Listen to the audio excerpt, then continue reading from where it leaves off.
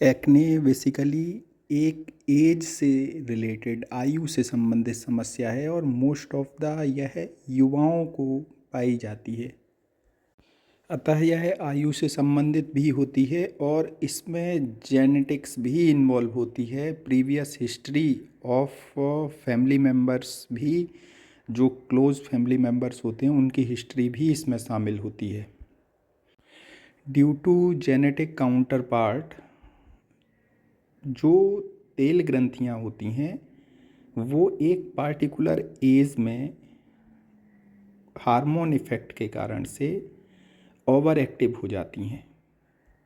न केवल over active होती हैं बल्कि ये सेबेशियस ग्लैंड की प्लगिंग यानी उनको बंद कर देती हैं, उनके पोर्स को, उसको बोलते हैं क्लोज्ड पोर्स। इस हार्मोन के प्रभाव से यह प्रक्रिया और ज़्यादा द्रुत हो जाती है, enlargement of sebum, sebaceous gland और प्रोडक्शन ऑफ सीबम।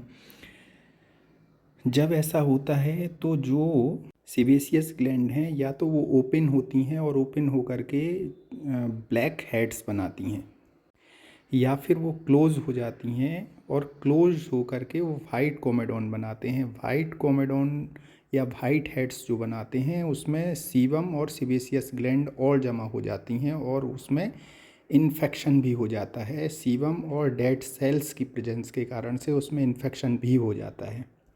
तो एक्ने का presentation basically white heads, black heads के रूप में तो होता ही है, पस्ट्यूल, पैप्यूल, नोड्यूल और सिस्टिक एक्ने के रूप में भी हो सकता है, क्योंकि माइक्रोकोमेडोन इनमें से किसी भी रूप में परिवर्तित हो सकते हैं। और ये जो स्टेजेस हैं, ये स्टेजेस ब्लैक हेड और वाइट हेड की जो स्टेजेस हैं इनमें इन्फेक्शन भी पनप जाता है और इन्फेक्शन जनरली कोरिने बैक्टीरियम का जो इन्फेक्शन होता है वो इसमें पनप जाता है एक्ने में। तो हमने ये समझ लिया कि इसमें सबसे ज़्यादा ज़रूरी तो है ये युवावस्था से संबंधित ये समस्या है। युवावस्था को बदला नहीं जा सकता है, जेनेटिक्स भी इसमें इन्वॉल्व होती है, जेनेटिक्स भी नहीं चेंज करी जा सकती है। देन इसके बाद इसमें थर्ड जो पैथोलॉजी इन्वॉल्व होती है वो होती है माइक्रोकोमेडोन का बढ़ना, जो सेबेशियस ग्लैंड हैं उनका due to androgen over active हो जाना और ज़्यादा हार्मोन एंड्रोजन प्रोड्यूस करने के कारण से जो ओवर एक्टिव सेबेशियस ग्लैंड्स हैं वो और ज़्यादा सीबम प्रोड्यूस करने लगती हैं और डायलेट हो जाती हैं।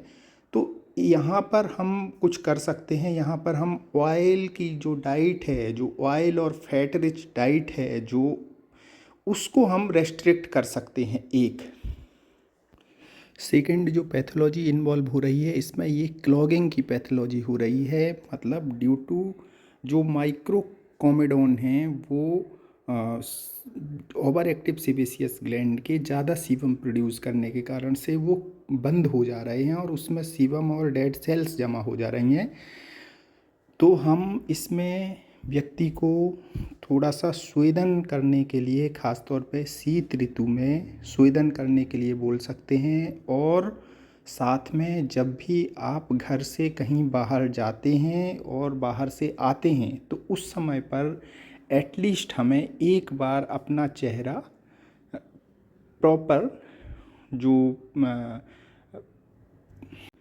कोई भी आपके पास जो फेस वॉश पड़ा हो उससे साफ़ करना है, तो जिससे जो धूल इत्यादि जो गंदगी गई है उसके कारण से जो क्लोज्ड पोर्स हो रहे हैं वो पोर्स क्लोज नहीं हो पाएंगे। हालांकि पोर के क्लोज होने का कारण सीबम और डेड सेल्स भी हैं अदर देन पॉल्यूशन, तो उसके लिए हम उनको बोलते हैं कि एटलीस्ट दिन में एक बार थोड़ा सा चेहरे पर भाप का प्रयोग भी करें।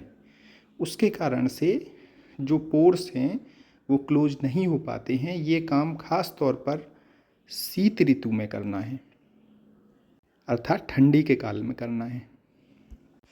फिर इसमें थर्ड जो चीज़ होती है वो होती है कोरिने बैक्टीरियम का पनपना।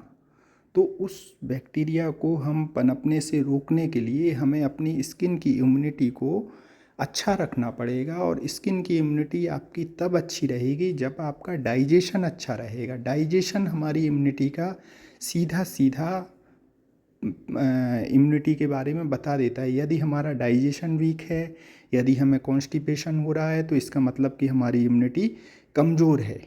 एक और चीज़ होती है कि जो तिक्त द्रव्य होते हैं वो स्किन की इम्यूनिटी को बनाए रखने में सहायक होते हैं, अतः हमें तिक्त द्रव्यों का भी प्रयोग करना है। इसके साथ में हरी फलदार सब्जी जो गट की हेल्थ को जो अच्छा रखें, ऐसे द्रव्यों का प्रयोग किया जा सकता है। तथा हमें यह ध्यान रखना है कि चूँकि इसमें हार्मोन्स भी इन्वॉल्व होते हैं, जो एंड्रोजन हार्मोन्स होते हैं वो पार्टिकुलरली उस व्यक्ति में डोमिनेट करते हैं, जेनेटिक्स भी इन्वॉल्व होती है, उसको हम किस प्रकार से कंट्रोल करें। तो उसको कंट्रोल करने के लिए हमारे पास एक तो शरीर में तरलता को बढ़ा कर रखना है, खून को गाढ़ा नहीं होने देना है, उसके लिए दिन में 3 से 5 लीटर तक का पानी का प्रयोग करना है। और इसके अलावा योग अनिवार्य है, क्योंकि योग से अगर हार्मोन ज़्यादा मात्रा में बन रहे हैं तो वो कम हो जाते हैं, मीन्स सम हो जाते हैं, और बढ़े हुए हार्मोन्स को भी कम कर देता है और घटे हुए हार्मोन्स को भी बढ़ा देता है। इस प्रकार से दोनों प्रकार की स्थितियों को वो सम मात्रा में कर देता है, इसलिए हम योग को भी इनिशिएट करते हैं। तथा चूँकि मॉडर्न मेडिकल साइंस में इसमें इन्फेक्शन भी हो जाता है और उस जगह पर क्लॉग्ड होती है, जब वो जगह उस जगह पर इन्फ्लेमेशन भी होता है, तो वो लोग स्टेरॉयड और एंटीबायोटिक ऑइंटमेंट प्रयोग करते हैं। उनके स्थान पर हम भी आयुर्वेद में एंटी इन्फ्लेमेटरी द्रव्य और उनके लेप प्रयोग करते हैं, और साथ में तिक्त औषधियों का प्रयोग करते हैं जो कि लाभप्रद हैं।